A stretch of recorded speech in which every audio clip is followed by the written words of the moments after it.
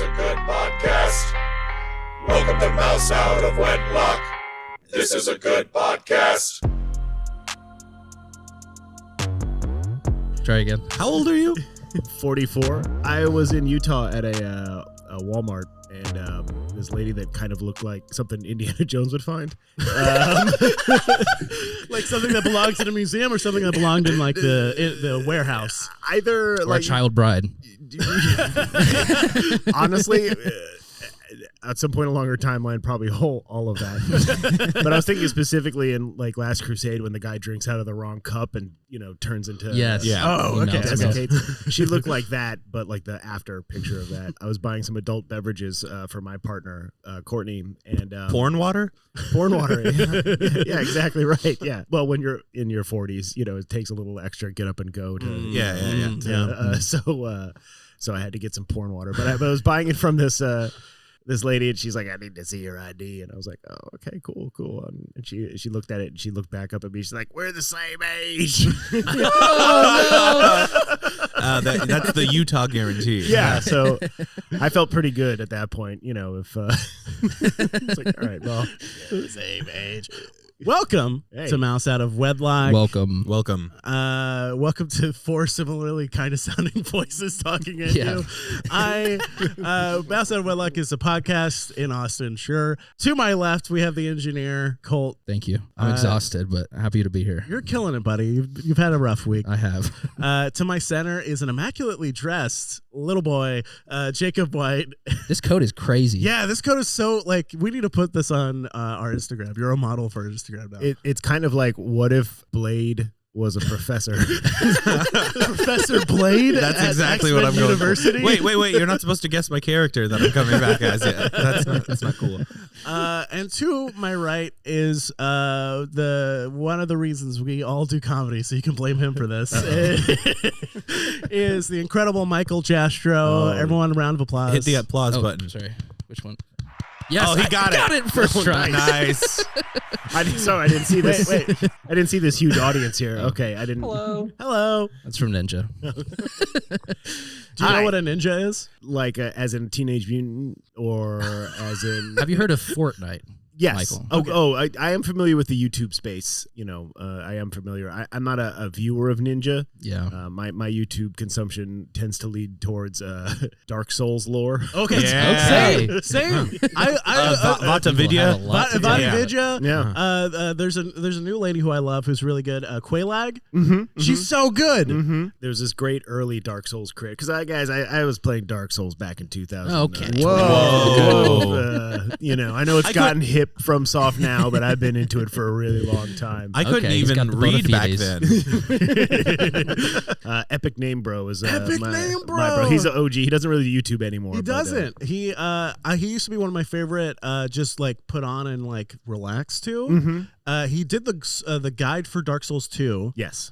Which was really fun. So when he went into Dark Souls 2 and like kind of showed the lore, it was just fascinating because he's like, well, I already know like blah blah blah, and I talked to Miyazaki and it was about this, and it's just like, it's so cool. I don't normally fanboy out with creators, but I found myself, I was consuming so much Dark Souls lore that I was finding myself on Twitter just kind of casually tweeting at like Epic Name Bro, like, haha, good point, man. Like, Became a reply guy. and then fantasizing, like, what if he starts talking to me? Like, what is wrong with That's me? hilarious.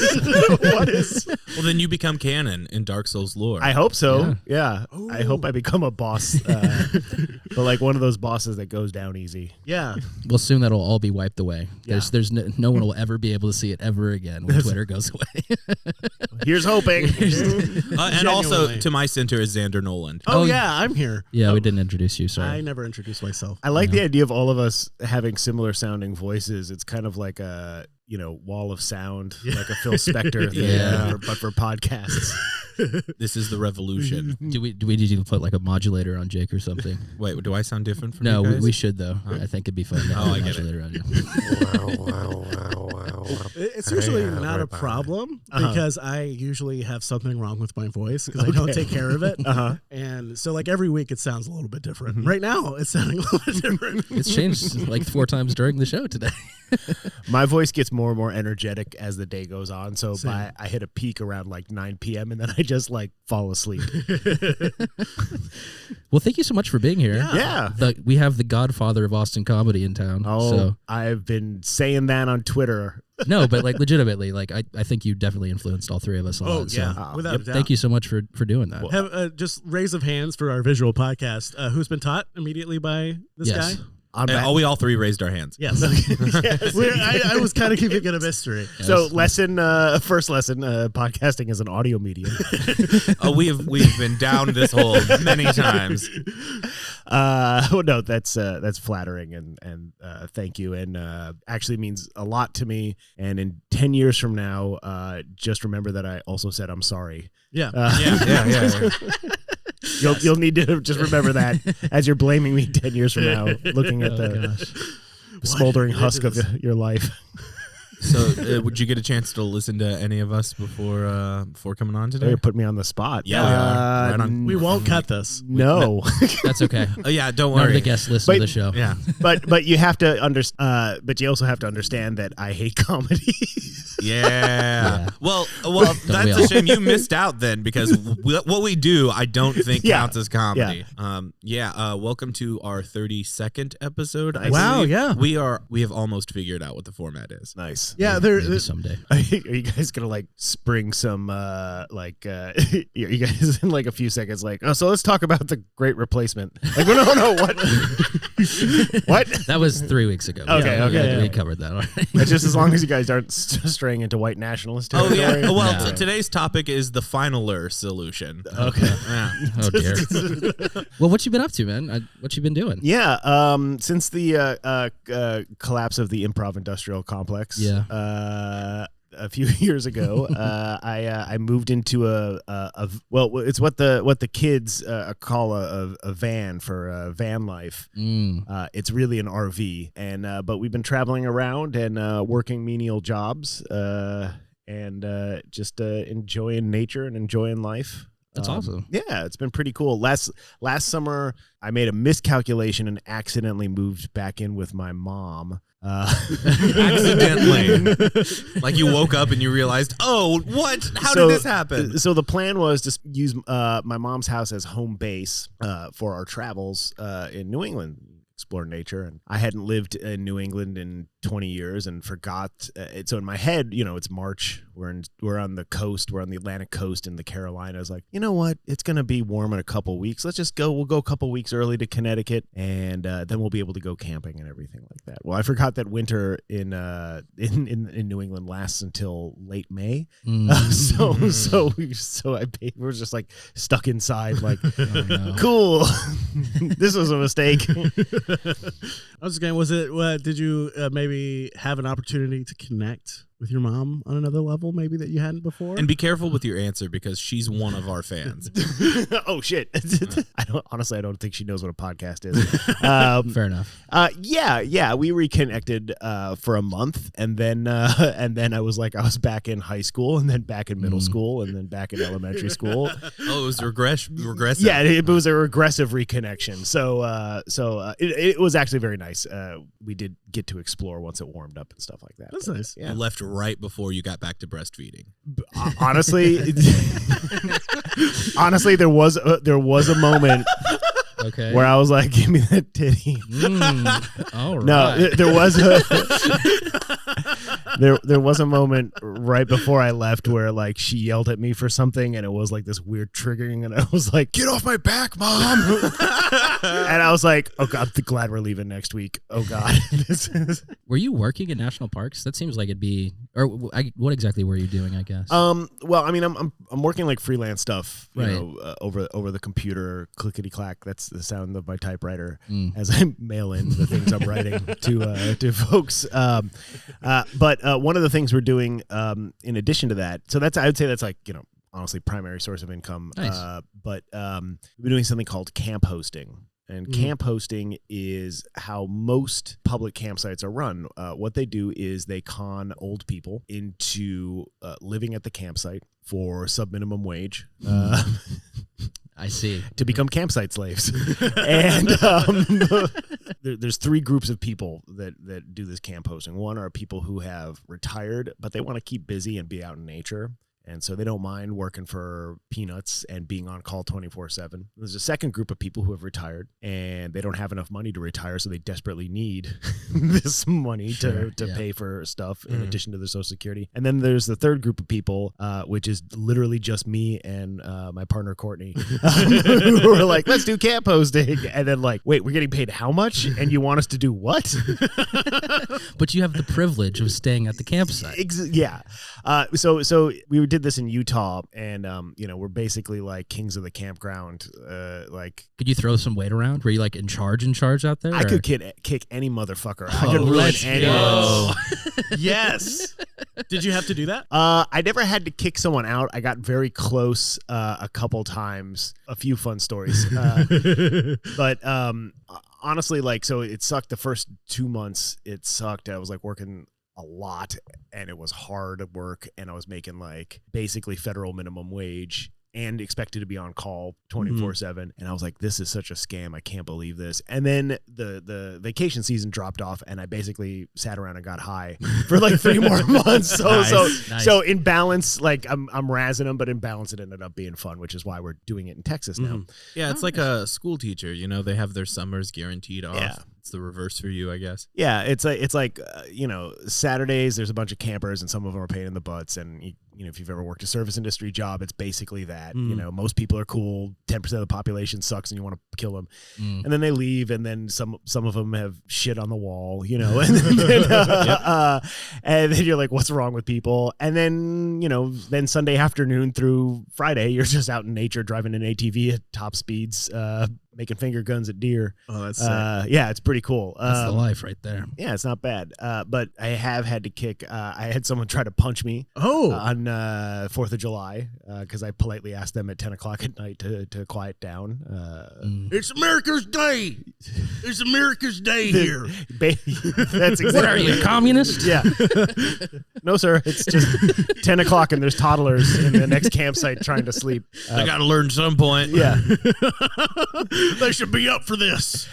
I was like, I drove up in my little golf cart. I was like, hey, guys, it's a quiet hour, so stop screaming at the top of your lungs. What? And this guy just starts charging me, and fortunately his friends were there to hold him back. I never had been in a fight, so I don't know what I'd do. And then I feel like you could hold your own. I feel like you're a lot scrappier than maybe you give yourself credit I wouldn't for. fight you. Yeah, I wouldn't fight you. I'd kick your ass, Jastroch. I don't. Well, I mean, you got the blade jacket. Yeah. Sorry, let me take this off. It's messing with my head. Oh, shit, it's a daywalker. Jake's got the fresh dome, too. Sorry. Yeah. I'm just distracted by the glint. We have to give Jake credit for doing things, otherwise he'll never do it again. That's true. It's true. Now, what was the impulse to shave your head? Because I don't think you had a shaved head last time I was in town, or am I misremembering? I like to be bald. I prefer it, but I'm also very lazy.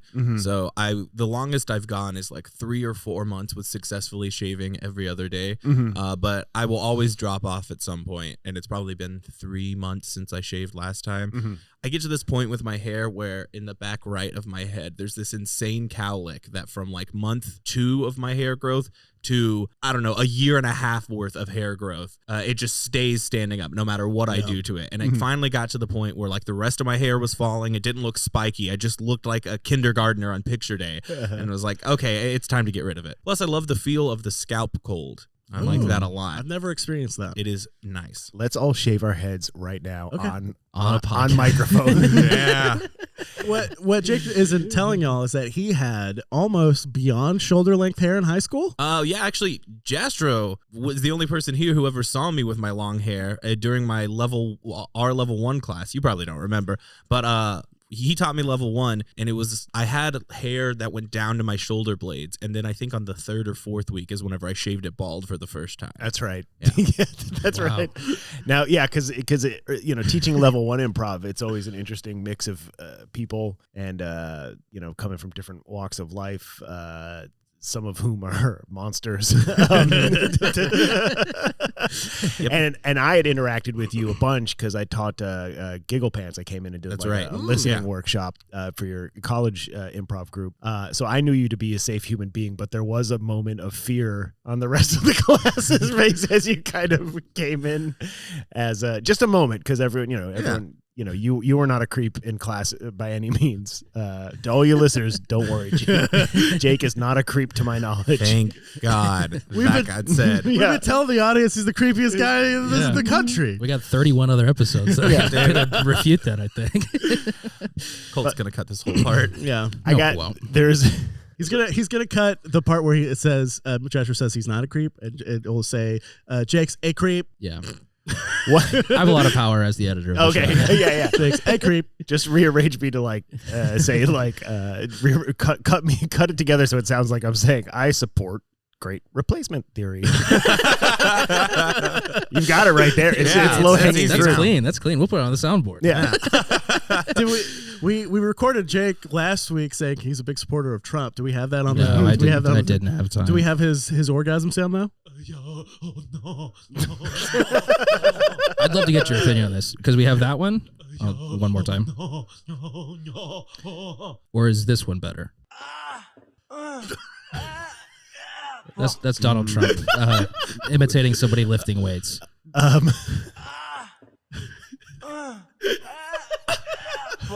This is pretty good. They're both pretty good. Wait, that's actually Donald Trump? That is actually Donald Trump. And the other one is Jake? Yeah. That's me lifting weights. I think this is a new segment too. Which one of these is better? Because we've done this every week for the last 3 weeks. Which one of these is better? And so neither of these are actually the sound of a male orgasm. No, which is my favorite sound. We can all agree, all of us here can declare that the male orgasm is the greatest sound in the universe. Yeah. You guys saw The Room, right? It's a cliche. The movie The Room. Yeah. Tommy. Yeah. Like the first time I saw that movie, the thing I realized about the sex scene was it was the first time that I had seen a sex scene in a movie where in the audio mix, the male orgasm was the male moans of pleasure was 5 times louder than the female pleasure. And I was like, this is realistic. Yeah. I'm scarred for that butt in that scene. The butt in that is just what is going on with the crevasses in there? Yeah. I like the one where they're on the roof just tossing the football back and forth. Oh, it's so good. It's great. Great movie. Cold Town brought him into town, right? Really? In 2009 or 2010. That's cool. Yeah, we brought him and did showings of the Draft House. And that's super cool. Yeah, it was. I got to drive him around all weekend. What was that like? It was just as insane as you might expect. He called me for months trying to get me to help him make a vampire movie. Whoa! You should. Why did you not? What? I was so stressed out running Cold Town at a certain point. This just became another crazy person trying to get my attention, and I was like, totally I can't deal with this. Wait a minute. Did somebody say vampire? No. Calm down. But also, I'm not a movie producer and have no connections, and how am I supposed to help him make a vampire movie? Oh, I see. I thought acting maybe. No. He wanted help. I don't know what kind of help he was I don't know what kind of collab he was looking for, but I thought you'd be a good vampire character informer.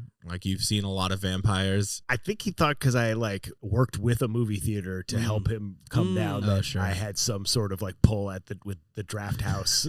I see. I think he thought by 6 Degrees of Quentin Tarantino, I could put on a show in conjunction with a low-level staffer at the Draft House. Did that movie ever come out? No, I don't think so. Oh, damn. It wasn't because I remember. So he did The Room, and then he did the house the House of Alex or something. That just what when he started to kind of lean into his reputation, the movies weren't as great, obviously. Yeah. Well, I think the House That Drips Blood on Alex was a friend of mine actually did make that. Somebody within the industry. But I think that was purposely ironically, right. At a certain tone with Tommy Tone. Sure. Yeah. Ironic Tommy Tone. Isn't he now like claiming he did it on purpose for the room? Oh, like, for sure. Yeah, Oh, he's like, yeah, I'm a genius actually. Yeah. There's an earnestness to that movie, which is what makes it so great. Like same with like any Neil Breen movie now. Like Neil Breen's kind of taken over that mantle of like, because Neil Breen isn't the self-aware one now. He's are you familiar with Neil Breen? I'm not. Okay. Dream Tiger guy. He is incredible. He's made like 5-6 movies. They're all way too long. They're all where he's the main character and has like lots of sex. He has like a god complex. Yeah, for sure. incredible god complex. Definitely somebody that should be on a watch list, because there's a couple of movies where he goes on this rant at the end of the movie where he kills all the bankers, which, to be fair, based. But there's just like a certain element to it. There's just like, yeah, he's a little fashy, maybe. But a little bit. Yeah. Anyway, so he has that earnestness that, but the lack of self-awareness. So like the movies are still kind of like, what the fuck is going on? Yeah. This is amazing. Whereas like Tommy Wiseau's kind of lost that a little bit. You know, which is it's fascinating to see. I think we should identify narcissists with a god complex and give them all as much money as possible to make movies. Only movies, That's a good though. call. Yep. Yeah. Don't give them money to take over social platforms. Yeah, no. It's like a gift card. It's like a Visa gift card that can only be spent at like an AV store. Yeah. Someone should just let Elon Musk write and produce and direct and star in a movie. Oh, Yes, I would he definitely. would. Oh my god, yeah. I would see that That would be so good. multiple times. He'd be driving that car around in space. Driving that car around in space. He is the only one that can save the world. Right. Every time there's like a character who provides something or is like going to do it, he makes it better immediately. There's a B plot that's Grimes' life story, but it's him playing Grimes. Right. Yeah. And how much she regrets leaving him. Yeah. But he's better Right. off without her. Yeah. Yeah. He definitely doesn't need her. He's not sad about it at all. He's okay. He's just giving horses out left and right. Just handing them out. I think it would be like Dune, like the God Emperor of Dune or something like that, where he envisions himself as like the savior of humanity along millennia time scale. Yeah. Or he would just do like a Morton Joe and be the good guy in the movie. What if a Morton Joe was the good guy? He's giving water to all the people. He's a creating good jobs. guy. Oh, the Atreides are the good guys, okay? The Atreides are always the good guys. Oh gosh. Nothing wrong with them. Have you guys read about this effective altruism stuff? Yes. I guess I haven't. It's part of the FTX thing that we were going to chat about. Oh. The SBF guy, I forget what his name is. Sam Bankman-Fried. Sam Bankman-Fried was talking about Hello. effective altruism was one of his things where it's just like, in order to do the most good, and feel free to correct me, in order to do the most good, you have to make the money and you're the one who's going to choose to do it. It's a very American way of saying like being charitable. Yeah. If I was in charge, everything would be good. Yes. Yeah. It's kind of like this, but it's also like wrapped up in like these weird, like some of the forums are wrapped up in like these weird future of humanity sci-fi fantasies that you'd have like, well, if I'm the chosen one and I make as much money as possible, then I can institute things now. Then in 10,000 years, humanity will be a Star Trek or something. That's crazy. Frank Herbert's like, that's not what I was trying to say. That wasn't it. Yeah, there are people who read Dune and think that like Paul Atreides, like it was good that he started The golden path. Yeah. It's crazy to me, and I listeners, anybody, don't just read Dune. Read the first 3 books, and you'll understand what's going on. At least There's books before Dune. Well, there's a ton of books before Dune written by his son, unfortunately, that are really bad. There's books after Dune. Yeah, that, sorry. They're Yeah. prequels. Okay. So there's Dune, Messiah, and Children of Dune, and like that is just the whole arc, kind of tearing down the hero complex of. Because like the first book's like, oh, heroes, and then everything after is like the aftermath, and it's actually not a good thing to release, religious bigotry across the galaxy, maybe. And God Emperor of Dune. I refuse to watch that movie until they put out the second half. Fair. I can't do half movies anymore. Well, to play Atreides advocate here, the book is split very much in a way that like it's 2 halves of like it could like they did a really good job of being like up to this point, and then like it's pretty much a good end like stopping point, and then the latter half is going to be like lots of violence. If they were going to split it in half, they should have called the first movie Do, the second one Nah. I like that. You're right. Okay, that is what they should have done. What about The Because Hobbit? definitely How are Hollows. you going to split The Hobbit into 3? The Hobbit. I can do this all day. Yeah. This is good. This is fun to listen to. Yeah. Give me another one. Give me another one. I'd watch a movie called Ho. I would. Yeah. I already have. I have hoe water, similar to the porn water. You have what are you talking about? You have hoe water? We should get a porn water T-shirt. This is good for adult beverages. I still really want to make that T-shirt I talked about last week. The Musk Rogan. Yeah, Musk Rogan 2024. My only issue with wearing that is just like people would kind of feel like it's earnest or like real. And they were like, you like those guys? I mean, I'd be excited to like have somebody come up to me excitedly talk to me about the shirt, and then what I need is like a tagline. A tagline beneath is like, we're the worst thing. Here's the thing: if you made that shirt and found like the right web forums to like post it on, you guys would make thousands of You're dollars. right, actually. Yep. Yeah. And at this point in my life, I'm like, I'll get in on the grift, guys. We could be right-wing grifters, guys. Yeah. Yeah, because if we make the money, we would spend it the best. Exactly. Right? Yes. It's effective Yes. altruism. I thank you, Jastroch, for another lesson. That's a lesson. I'm looking for my mid-40s on the precipice of a midlife crisis, and I'm looking back and taking stock of regrets. And one is that I didn't get in on the grift. Yeah, It's so easy. It's so easy to do. Yeah. If I feel like if I just had a little bit less, just like a little bit less care, I could easily be a like right-wing pastor type. Do it. And like I can lean into it real hard. Walker. Walker. I had a character for a while. This is persona. a persona for a while. Clean Christian comedy. Walker Noland. Yeah. And I performed what I thought was the greatest version of the Aristocrats ever. Was this for a lock-in bit or something like that? No, it was for this. That's awesome. Yeah. No, for our lock-in bit, we did the human Xantipede, where me, Xander, and Nick were all tied to each other ass to mouth and did improv. Nice. I got the best part where I was in front. Yeah. I got the best part. I was in the middle. You were really fighting for that middle too. Mm-hmm. I don't want you guys to take this the wrong way. It's okay. But Please if there do. was a group of people, if I was to say like name 3 people I don't want to be under hot stage lights with my mouth anywhere near their butthole, you three would be like 3 of them. Great. Yeah, that's fair. It's a long list. It's a long list.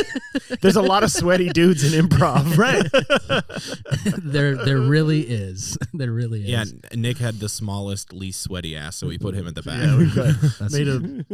What was even worse is like right before at the lock-in bit, we did All-Star Hotspot, and I was getting really into it and dancing and going crazy. And so by the time we did the Human Xantipede, I was soaking wet. Yeah. Soaking wet with sweat. just the swampiest ass to have ever salty. swamped. Just like, I mean, Jake can attest to the taste. Oh God, salty. I wasn't kidding. Now jeans are good at blocking sweat. Okay. Yeah.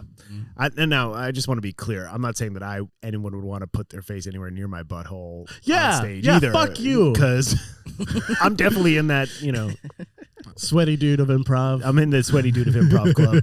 You probably know like the statistics, like what percentage of improv like in Austin is just white dudes? Well, I haven't been around in a couple of years. It started off as 80-90%, Sure. And it got a lot better towards the what I'm calling the end, but it's not the end. It's still going on. So it's a lot, but it's not as bad as it was. Yeah, for sure. Do you miss owning the theater, or what's that been like for you? I don't miss owning the theater. There was a lot of great that came with owning the theater. Unfortunately, some of the bad parts of owning the theater grossly outweighed the good that for me personally in my personal life, not to the community. I miss doing improv. I miss making comedy, and I miss being part of an awesome community of funny people. And I'm hoping, eventually wherever we choose to settle, like we'll settle back into something where we can participate. But owning the theater put me in a weird position where, the hopes and dreams of 200 people flew upward to me. Yeah. I was not making a living wage and working 60 hours a week and getting yelled at a lot by people who That sucks. and on top of that, like I couldn't really participate in the community. I could ostensibly, like, people be like, hey, you want to do my show once in a while? That's cool. It's not like I could go audition for a show. Like, what happens when the owner of the theater auditions for the show? Are you gonna like say no? You know what I mean? So I was like, sitting in the back. so it was like it was like me watching a bunch of other people have fun. Yeah, and I was like, well, cool. I'm making less money than so it's complicated. You know, I miss the theater. I miss everything about the theater except for owning it. Yeah. And it's tough. So I've been just kind of like trying to decompress from that. And, you know, and also like my experiences are like, I'm a sensitive diaper baby.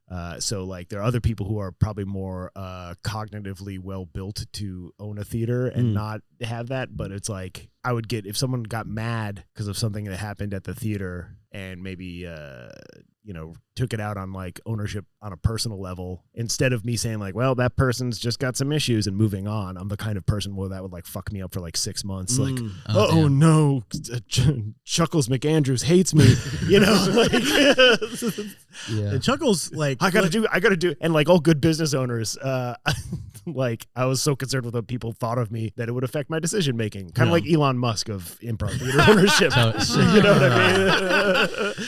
Well, I think like your care like definitely showed through, and it was like valuable to have that in the top of the leadership there too. But I mean, you know, and I know Dave and Tari and Rachel all care deeply too and stuff, and I definitely cared, but at the same time, I was just over the years accruing a debt of resentment. Sure, it did, and I'm just like, you know, I got my own crazies, so I just, you know, just let that build up, and by the time, you know, we lost the space that we had all worked on, not just the 4803, the airport space, but also the link. I had signed a lease like 2 weeks before the pandemic hit on a new space that I poured everything unpaid, poured everything into for years trying to get this thing together and the financing together, and just like, which was also the second time I got screwed in a real estate deal for Cold Town. Oh god. You guys weren't around for the first time.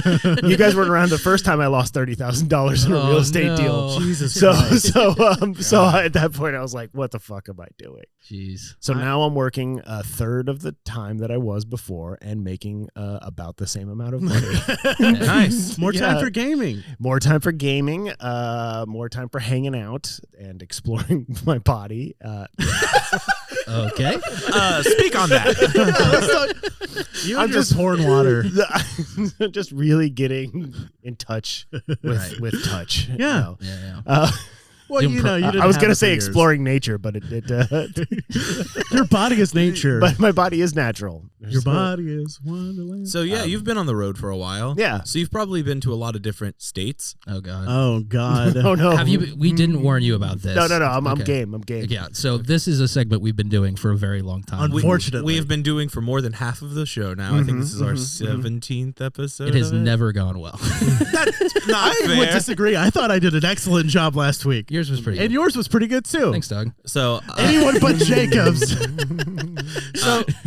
So are you familiar with Sufjan Stevens? I am. Okay, you know how he was supposed to make 50 albums all about each state? Yes. And he did 2? Yeah. Well, he did 3, 2 on one state. Yeah, that's right. Yeah. He got 2 states down. Well, we have decided, me more specifically, have decided that we're going to better him, and we're going to do all State Your Opinion, which is where we talk about a different state. Okay. We're going to do all 50. All right. And this is number 17. Yeah. I think so. Yeah. Colt, you got that theme whipped up? Because I made a theme for this one. You made a theme. Give me a sec. This week's I see. He had been promising to make a theme, and I made a theme last week. So I put a fire under your goat there. Yep. Well, this week's is New Jersey, and this theme I'm going to talk about it afterwards. Is it the Sopranos theme? No, that would be hack. There's no way I would do that. No, I made an original song. Good though. That's a good song. Woke up this morning. I thought that was the song. Woke up this morning. Colton Sanders said, state your opinion. Holy shit. Last day they said, doing That's crazy. all 50 states would be a huge waste of time. But I can't stop until Sufjan Stevens cries and dies. Yeah. I woke up this morning. Had an opinion about a state. Love the beatboxing. Beatboxing is great. woke up this morning. How long is this? Had an opinion about a state. State your opinion. And welcome to State Your Opinion. Well done, Jake. Well done. This week we're talking about New Jersey. That broke me, man. That was so good. In order, this is State Your Opinion version 4. We're staying with 4, which for our guest means that I bring in a real person who is informed about the state, who's going to talk about it. So in order to get that person, I have to step out. So I'll be right back. Sounds good. And the guest will be here. I'll probably be in a different room or something. Right. Yeah. In the meantime, have you been to New Jersey? Oh Josh? yeah. I grew up in the what they call the tri-state area in Connecticut, so on the other side of New York City. But I'm very familiar with Jersey. Hold on a second. Oh God. Hello. I like the look of this guy. It's so bright in here. Oh my goodness! Is it a troll? Let me explain myself for the audio listener. Yeah, please. I have This is the disgusting. body of a kangaroo, the wings of a bat, the head of a horse, and the feet of a goat. What am I? Jersey Devil. The Devil of Leeds is the name I prefer, but yes, I've been called the Jersey Devil. He was once ready or with that twice. one. Wow, I got slapped. That's right. You didn't really It's a bad nickname. I don't know anything about the Jersey Devil. I've never even heard of the Jersey Devil. Give before. us- You've never heard of me? I'm the most famous American cryptid. I think Sasquatch is. So God damn Bigfoot, he's always getting in my way. You know, he's not even a real cryptid. He's just a guy with big feet. Right. I mean, that to me is a cryptid. Any guy with huge feet, I'm enamored by. That's really like as much as this. Look at all these different body parts I have. Yeah, that's just weird. You're weird. You're weird looking. So for you guys who aren't from the tri-state area, this would be like this is like the Tony Soprano version of a chupacabra. It's like, Don't ever interrupt me again. jeez, okay, sorry. I've got connections. Do you go to a psychiatrist? What? Yeah. What's your relationship with your mother like? She died recently. Was it halfway through a show? Actually, no, that's not true. She died 200 years ago. My relationship with my mother is terrible. I could talk about this for a while. Yeah, let's talk about it. So I was the 13th child of my mother, and she hated being a single mother. So during my childbirth, she said, "I wish this wasn't a baby. Let it be a demon." I was going to be a normal baby, but then something happened. So there's not like a species that you're part of. You're a one-off. I am an actual demon. Are you lonely? That's the first time I've ever been asked that. Do you want a hug? Let's move on to the information about the state. Huh? Yeah. Wait, can I ask you a question? Tell me about that sports jersey you're wearing. Yeah. It's believe it or not, I'm a huge hockey fan. Yeah. But I'm actually a fan of the Anaheim Ducks. Yeah. Really? Because I thought you'd wear a New Jersey Devils. Yeah, you'd think that, but no. Again, if they had a team that was like the Devil of Leeds Devils of Leeds, that would be my team. I see. So, like, just with your age and everything, you kind of just saw hockey like become a thing, because it wasn't a thing when you were, born and like as a teenager. So you kind of watched sports become sports. Yeah, it's a real shame. I actually was a fan of the Colorado Rockies and the Kansas City Scouts. The Rockies moved to the Scouts, and then the Scouts moved, and they became the Jersey Devils. They named it after me. true? That is true. That's all true. Yeah, it sounds like somebody may have done the research this week. Wow, that's crazy. Yeah, that's all true. I was a big fan of the Rockies, but no, once they moved to New Jersey, I feel like they sold out. It is the best record they've had. They didn't win any Stanley Cups until they went to New Jersey. You know a lot about hockey.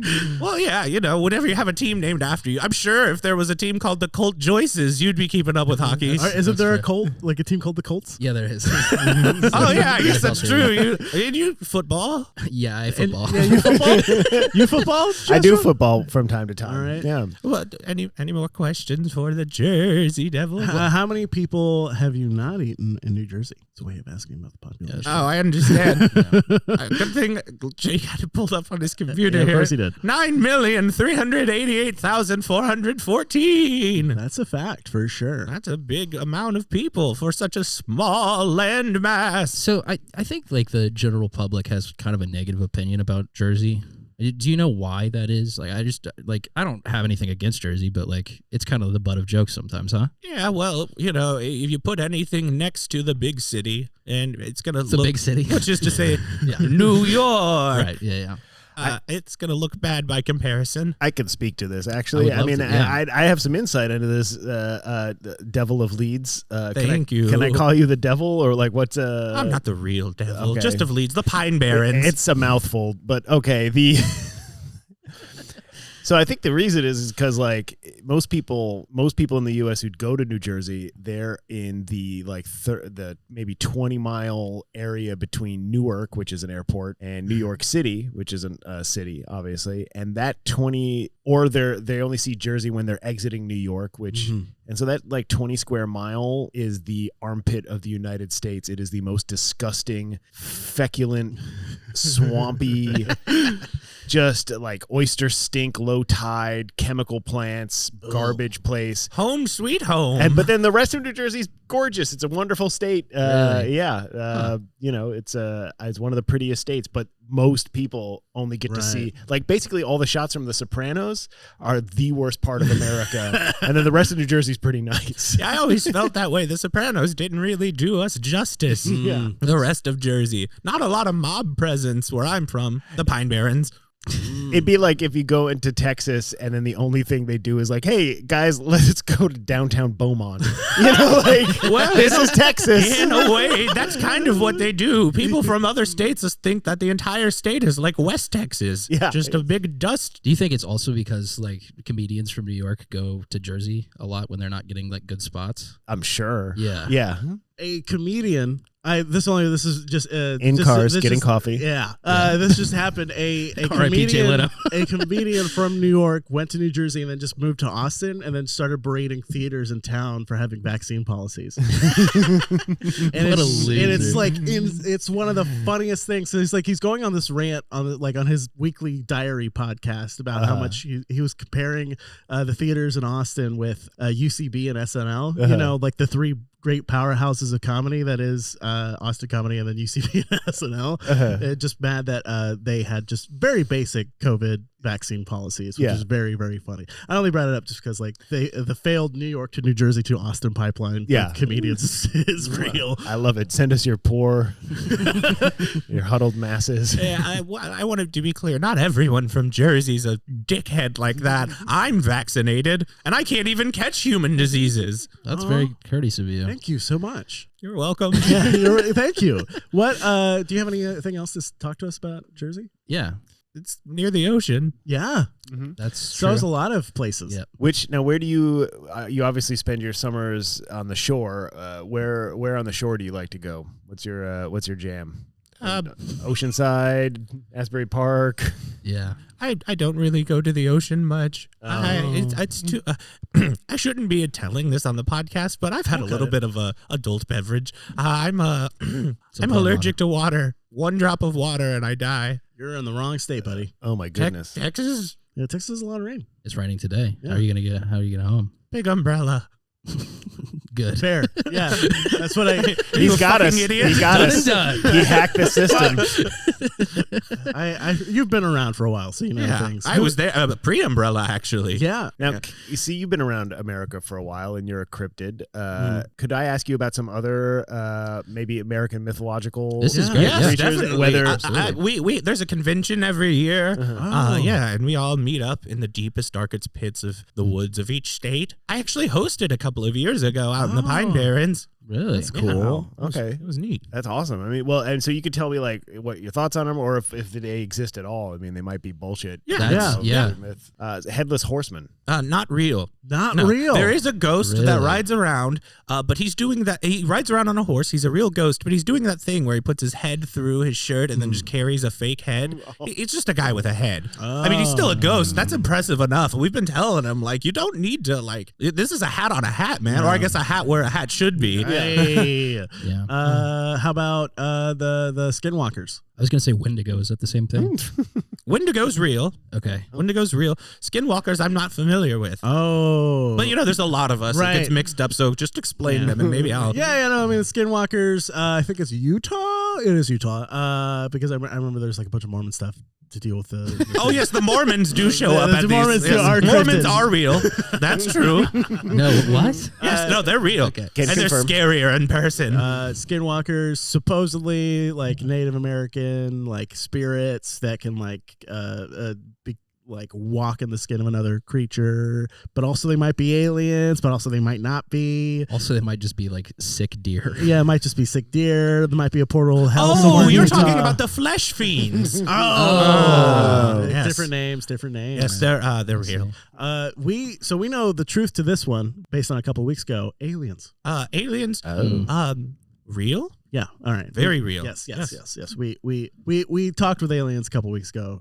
It was great. I should be listening. Yeah. We're hitting the heart. Jesus. There's a lot of surprised. lore. They get a lot of good Ooh, guesses. another cryptid. Jesus. Jesus? Ooh. This is so sad. This is not real. Oh no. Well, let no. me be more clear. Spoiler. He's never responded to the invite. Oh. Okay. Wow. Okay. That's fair. He might just be too cool. He's good, but he's supposed to be coming back, so maybe he'll Yeah. respond to like well, later. Yeah. it hasn't happened in the 200 years I've been hosting this conference. Have people been saying it's gonna happen the entire 200 years? No, I mean, well, yes, some have held on, but a lot more. Like Bigfoot Right. lost his faith in the 1960s. That's really sad. It was actually. really sad. Yeah, That's he went also- through a really dark. Maybe he'll place. become a board again. Bigfoot eventually. What about the deep state? Ooh. Ooh. Oh, like the lizard people? Sure, yeah. Yeah. Or just bureaucracy. Oh yes, the Illuminati's real. They they run the catering for the events every year, and that's it. They're not actually invited. They just they Just observing. they make some mean Rubens. Oh. Well, thank you, Jersey Devil. I think is there Devil anything of Leeds, please. Thank you. Sorry. If anyone gets my name wrong again, I'm gonna eat ya. All right, see ya. Oh. Thank you. He was like it was like that X-Men character Iceman, but he instead of a sled of ice, he laid out a sled of marinara. Just It's going to the great cannoli in the sky. All right, I'm walking back. Whoop, slip. Who put all this marinara here? Oh The god. Devil of Leeds. The Devil of Leeds. That was great. Well done, Jake. Yeah. That was a good segment. That was great. Yeah. yeah, I don't know why we're thanking you. You weren't here. We did all the work, but Yeah. you know. Yeah. I found a good guess. Do you know how hard it is to track down a cryptid? None of you have done it. None of you have done it. All right. it's true. I just tracked down Bill Clinton's wax figurine. No, great job. We didn't state our opinions on the state, so let's go around in a let's go. circle. Opinions. Jacob. New Jersey. I think that The Sopranos was worth anything bad that it has come out of New Jersey. I think New Jersey has a bad reputation that they don't deserve. I relate to New Jersey because it's definitely the little brother of New York, and as a little brother, perpetual little brother, I identify. So I'm a New Jersey pro. And also, you're a dickhead. Yes. Very much pro. After being in the Northeast, the thing I've learned is that up there, everyone will act like a dick, but they'll get your back no matter what. The exact This is- opposite of here. Exact opposite of here. It was like, oh, yeah, sweet as pie, but they'll shoot you in the face. It's awesome. Oh, bless your heart. Bless your heart. Yeah, Xandu have my back. That's too. how you say I did fuck do you it. in Texas. Yeah. Is bless your heart. Bless your heart. It's true. I love it. It's such an interesting way to say fuck you. And that's been State Your Opinion. Thank you. And we're not Oh, wait, no, we have to spin for the new, Oh, yeah, we for, did. We for, can spin for the next one. for the Oh, next yes. state's, next week's state. Yeah. Yeah. Here we go. Big money. Big money. Washington. Oh. Sick. Ooh. Washington. Oh, and not nice. D.C., because that's not a state. Oh, nice. Yeah, But we are going to do the territories too. Yeah, that's true. We're really one-upping Sufjan with that. Washington, known for cities like Seattle and Spokane. Yeah. And white supremacy. Yeah. compounds. Yeah. Something about the Northwest and white supremacy. Yeah. It's the granola white supremacy. Yeah. There. Yeah. Well, 3 out of 4 of us are close to Twitter fiends. Yeah. Jacob's not one of them. Sorry, Jastroch. I enjoy your Twitter presence. You're very funny on Twitter. I like being on Twitter. You miss it. You regaling stories of the camping stuff is very funny to me on there. Twitter's great.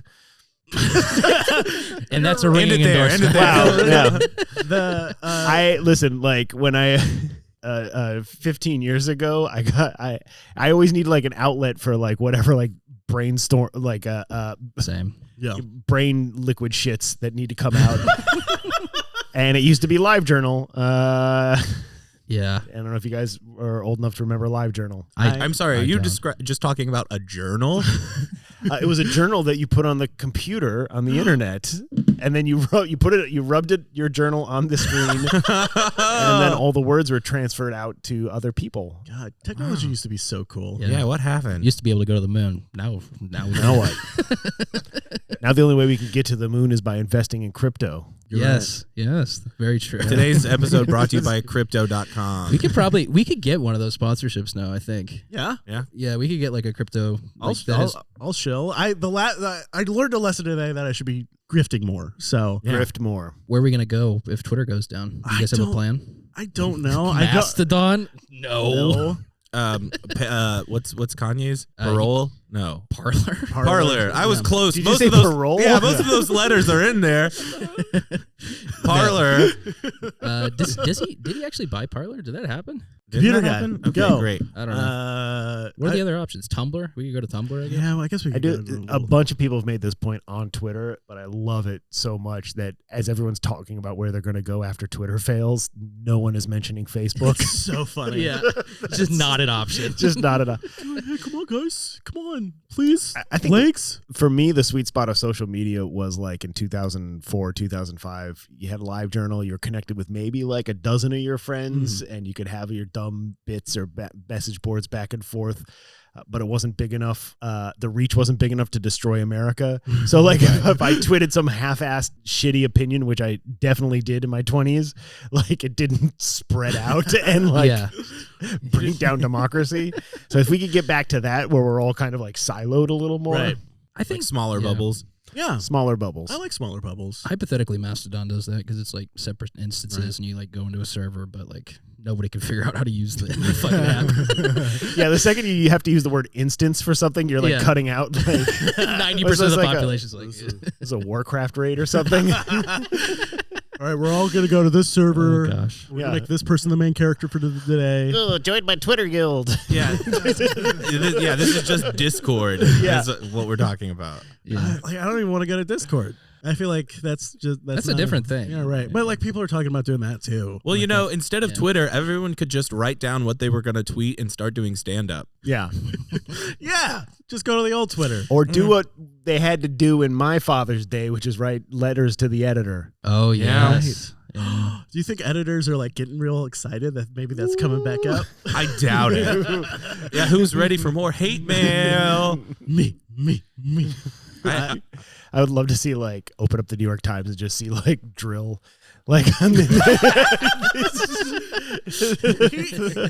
might be Drill and Juniper. yeah. Drill is genuinely one of the few people I would be like, I'm gonna miss those. There's some. I think Drill is like one of the few only good posters. It's like the anti Elon. Yeah. It's like it's so out there, and so I don't know. I love Drill. I personally don't think Twitter's going anywhere. You don't think so? No. I like. I don't think it'll disappear. I don't think it'll shut down. I don't think it'll die. It's too big to fail. Well, not anymore.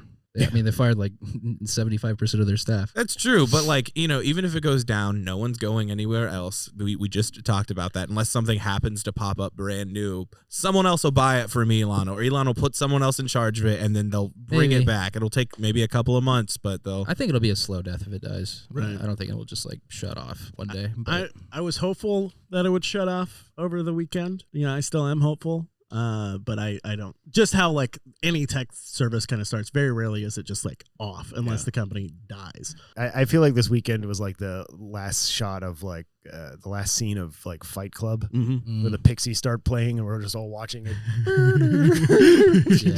come down. I was Elon the whole time. Yeah. We're all Elon. Checking now. Twitter's still up. All right. Twitter report. Thank you. We'll do that. That's our new segment. Twitter report. Twitter report. That needs a theme. What was everyone's biggest hideous tweet? Hideous? Yeah, biggest hideous tweet. Oh, Biggest hideous. I get 0 numbers. I think like 0 numbers. like 12. 12. One time I tweeted this really funny thing. I stuck my hand into a paper towel dispenser, and the caption was "Fear is the mind killer," and that was awesome. That got like tens of thousands. You got 100,000. 100,000. Yeah, 100,000. Yeah, That's awesome. good. How do you tell which one is your most popular tweet? I don't know if you can search by that. There is. You just have to remember. Yeah, it's purely a memory That's thing. dumb. Thanks for stealing mine, Jacob. Thanks for stealing mine. That was yours? Yeah, that was actually mine. That was Oh. mine. I don't know. It's mine. I've had a few that I love Dune. I've had a few that did good numbers. A couple of them were like the one when Rooster Teeth was like going nuts.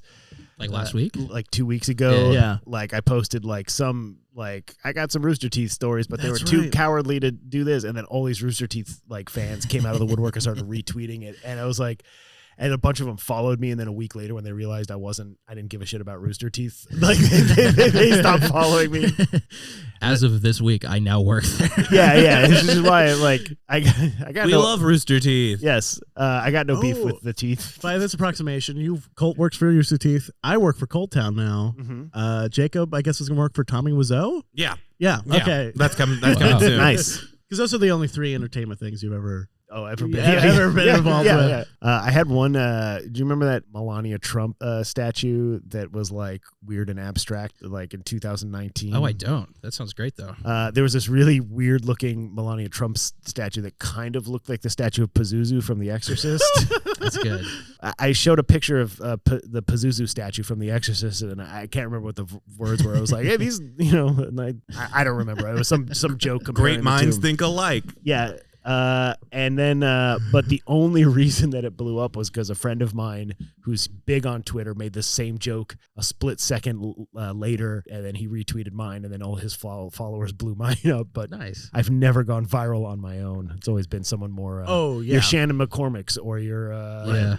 Jake Flores's. The 2 times I've gone like semi like viral, like one was super viral and the other one was like pretty mid tier. Was like I was immediately retweeted by either like Shannon or James West. For some reason, James West has some like weird pull and will immediately just like like he retweets and then like 30 people will start retweeting it. I'm like, all right, I'm only targeting my tweets towards James West now because like he'll explode it. I think we're going to have Shannon on next month. That's exciting. Nice. Yeah. He's a good dude. He's the reason that Coal Town exists. Really? Interesting. I don't know that story. Because we all washed up here the weekend after Hurricane Katrina, and Out of Bounds was happening. He was a producer of the festival, and we emailed him like, help, let us improvise in your festival.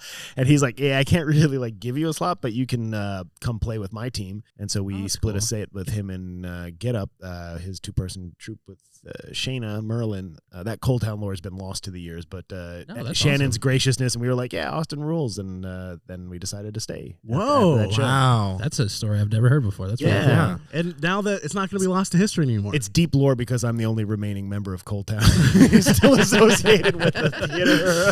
Yeah. we killed the rest of them. And then, Yeah. no, that's not true. Justin started a family. Justin rules. He's the mystery owner that few people around now have met, but he's an amazing dude. One more question for you that we may cut or not, but more of a serious question. It's not anything too crazy. Favorite race? NASCAR. No, it's something that Xander and I have been talking about quite a bit off show, but some of the way that Cold Town markets its shows, I'd like to get your opinion on it. As a person that's considering transitioning and like I've been queer for a while, just existing in the space. I kind of find it weird the way that like specifically like the queer shows are pushed and like marketed. And I don't know, I'm not gonna speak on people's business, but like in the background, even like in meetings, it feels a little gross with like the presentation of, hey, this is the queer show. It just wasn't appealing to me as a person that comes from that community. So I can only speak to my own personal experience and not the way anything's being marketed now. But back in the day when we started Cold Town in 2005 or 2006, very much in the mind like, hey, if you're funny, you have a place here. Sure. Right? Anyone can do a show. We don't care, Now, the weird thing was, and we meant it, everyone who was involved in the troupe, but then also our early students, we all meant it. This is a welcoming place. But weirdly, most of the people at Cold Town were straight white dudes. Sure. Yeah. And you were like, why doesn't anyone, why is it just, or here's another, this is a story from like, sorry, now I'm like getting old, like a weird old man. Like, let me tell you a story from the 90s. No, it's great. No, we love it. So I We was the love it. editor of my school humor magazine, NYU's comedy magazine, which I found out last week no longer exists. So good. The I was the editor of my college comedy magazine, and first meeting of the year, or like the pre-meeting with the editorial staff, we need more women to join the plague. That was the name of the thing. Why aren't more women?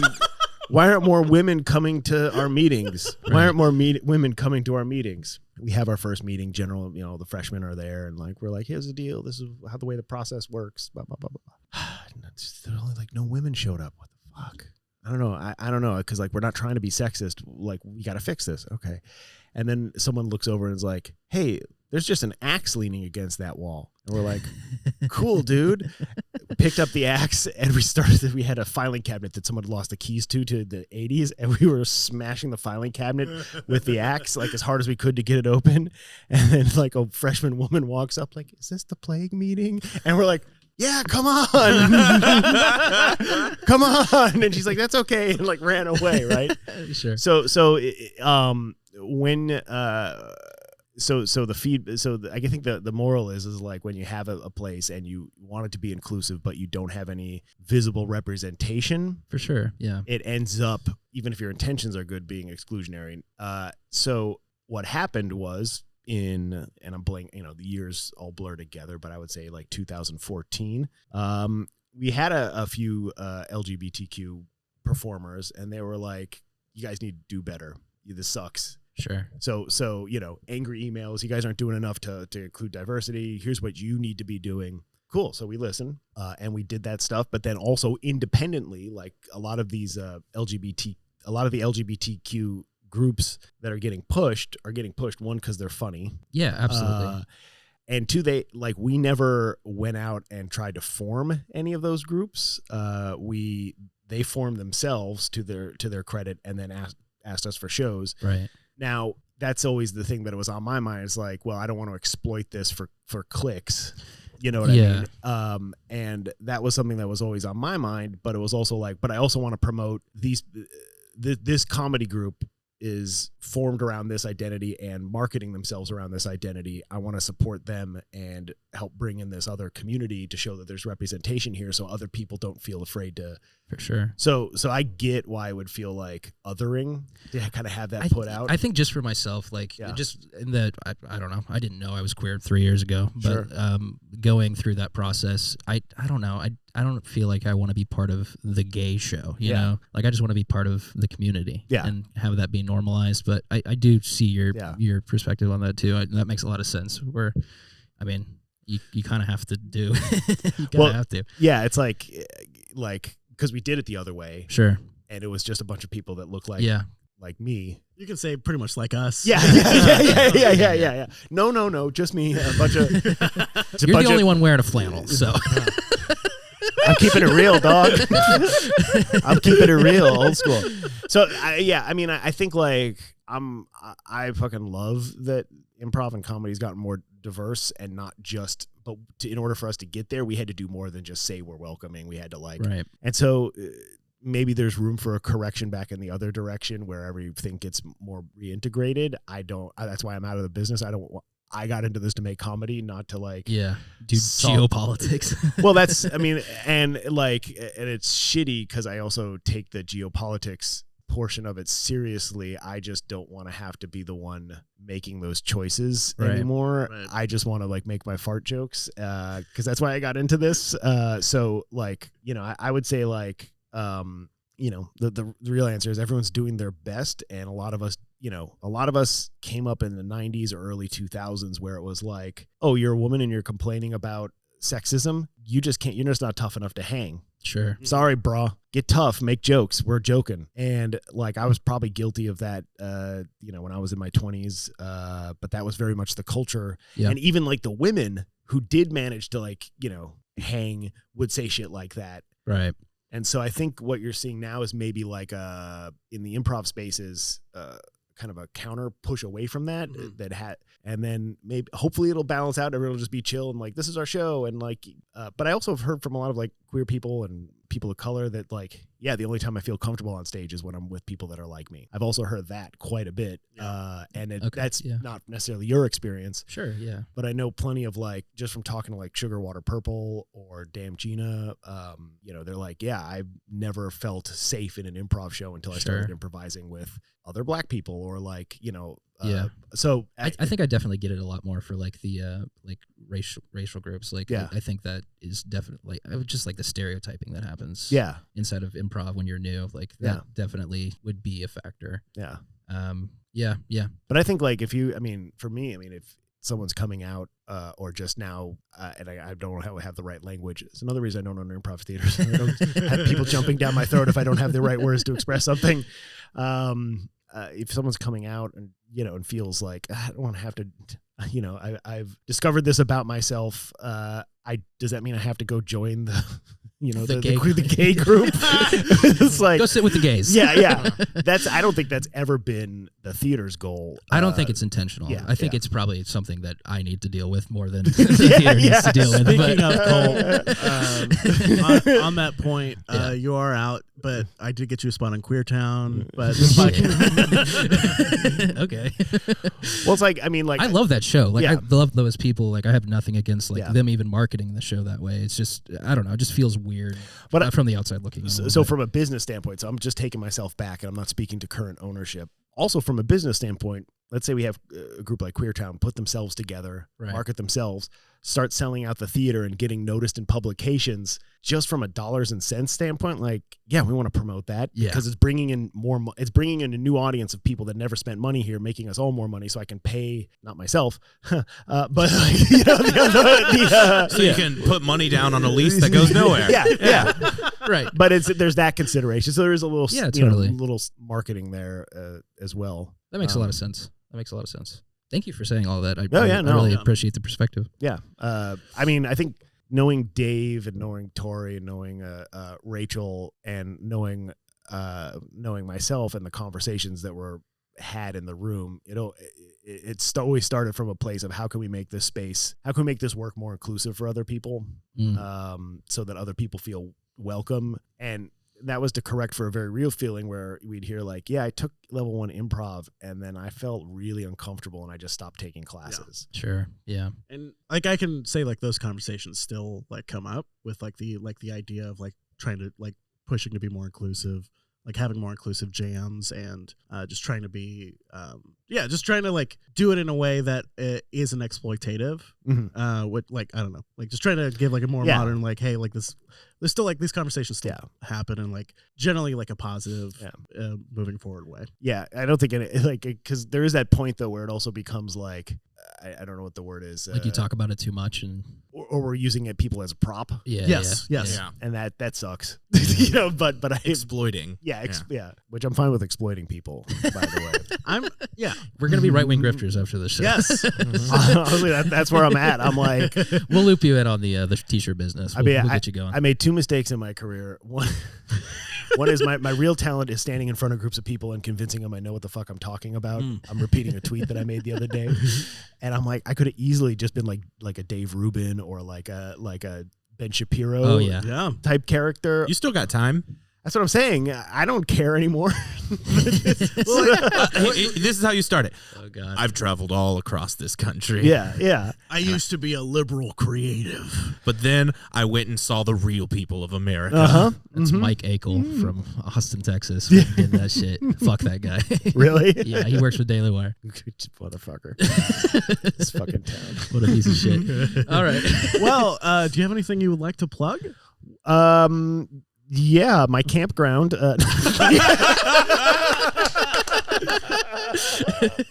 Come on out. We've got e-bikes for rent. Shittable walls.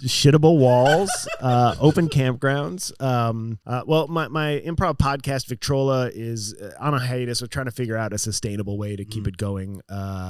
But we're also just kind of taking a break because I'm figuring out what I want to do with my life and where I should be putting my energies. But it's still up online. We'll link it.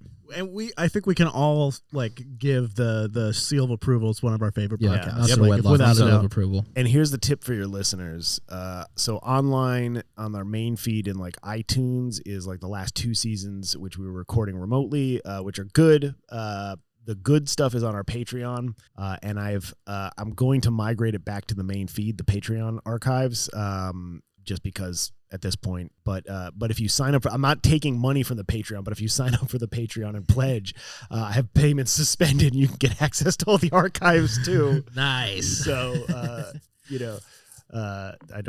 hope everyone enjoyed I like sound that. of Now my some ASMR stuff. scratching Let's my beard. scratch. Everybody scratch. Yeah. Everyone scratch.